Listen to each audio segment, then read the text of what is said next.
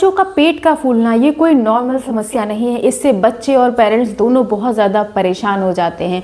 बच्चों के पेट के फूलने की जो प्रक्रिया होती है वो आपको नवजात शिशु से साल भर के शिशु के अंदर बहुत ज़्यादा देखने को मिलती है।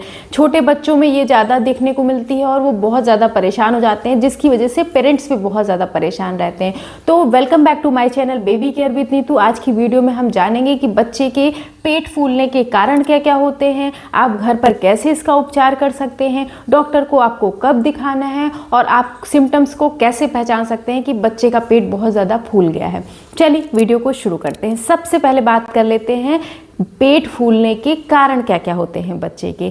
बच्चे का पहला कारण ये है कि अगर बच्चा यूरिन नहीं पास कर रहा है, उसने बहुत टाइम से यूरिन नहीं पास की है। नवजात शिशु दिन भर में 24 घंटे में 12 से 15-20 बार यूरिन पास करता है, जो कि नॉर्मल होता है उसके लिए। अगर बच्चा यूरिन नहीं पास कर रहा है, आप देखेंगे कैसे पता लगा सकते हैं। अगर बच्चे का डायपर हर 3 घंटे में नहीं भर रहा है, या आपको लग रहा है पहले ज़्यादा बाथरूम करता था अब वो कम कर रहा है, इसका मतलब बच्चे को यूरिन पास करने में प्रॉब्लम हो रही है, वो कम यूरिन पास कर रहा है, जिसकी वजह से आप देखेंगे पेट बच्चे का फूलने लगता है, टाइट हो जाता है और बच्चा दिन भर रोने लगता है, परेशान रहता है।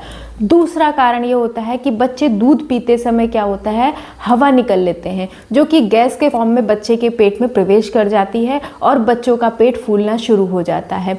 तीसरा कारण यह है कि बच्चे को कब्ज और कॉन्स्टिपेशन बहुत ज़्यादा हो जाता है, जिसकी वजह से क्या होता है, बच्चों का पेट फूलना शुरू हो जाता है।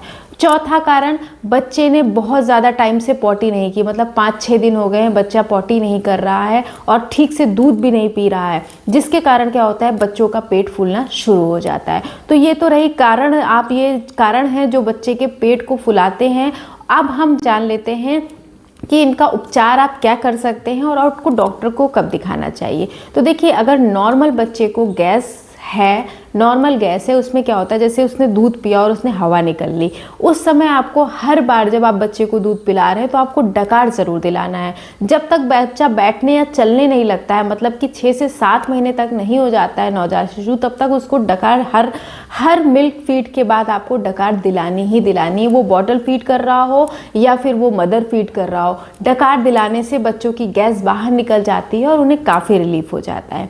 दूसरा कारण, अगर आपको लगता है कि बच्चे को कॉन्स्टिपेशन है, बच्चा की गैस नहीं पास हो रही है, तो आप बच्चे की पेट में हल्के हल्के ऑयल से एंटी क्लॉकवाइज जो है मालिश करिए और बच्चे को व्यायाम कराइए, एक्सरसाइज कराइए। थोड़ा सा उसके पैरों को फोल्ड करके ओपन करेंगे तो इस तरह से बच्चे की जो गैस होती है वो पास हो जाती है। तीसरा, आप ये भी उपाय कर सकते हैं कि बहुत ज़्यादा आपको लग रहा है बच्चे के पेट में दर्द या कॉन्स्टिपेशन या ऐंठन है, तो एक टॉवल को गर्म पानी में अच्छे से भिगो करके और बच्चे के पेट पे रख के धीमे धीमे आप उससे सिकाई कर सकते हैं। इससे भी बच्चों को रिलीफ मिल जाता है।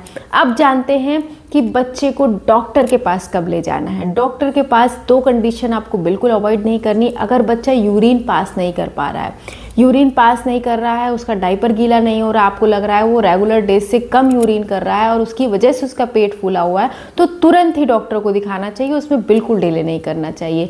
नेक्स्ट, अगर बच्चे ने बहुत टाइम से पॉटी नहीं की है, 6-7 दिन से पॉटी नहीं की है और वो इरिटेट हो रहा है, दूध नहीं पी रहा है, खा नहीं रहा है, उसका पेट आपको बहुत कड़क और थोड़ा सा फूला फूला सा नज़र आ रहा है, तो भी डॉक्टर को तुरंत दिखाइए, क्योंकि ये सब दोनों चीज़ें ऐसी है कि इससे बच्चे को पेट में इन्फेक्शन हो सकता है और दूसरी कोई परेशानी बन सकती है। इसलिए बिना देर किए आपको डॉक्टर को तुरंत दिखाना चाहिए। बाकी आप नॉर्मल डेज में बच्चों को जो है डकार दिलाना, बच्चों को व्यायाम कराना, एक्सरसाइज कराना, मालिश करना, अगर ये आप सारी चीज़ें करते हैं तो आप देखेंगे कि बच्चे को गैस कम बनेगी। उम्मीद करती हूँ जानकारी ज़रूर हेल्पफुल रही होगी। Thank you.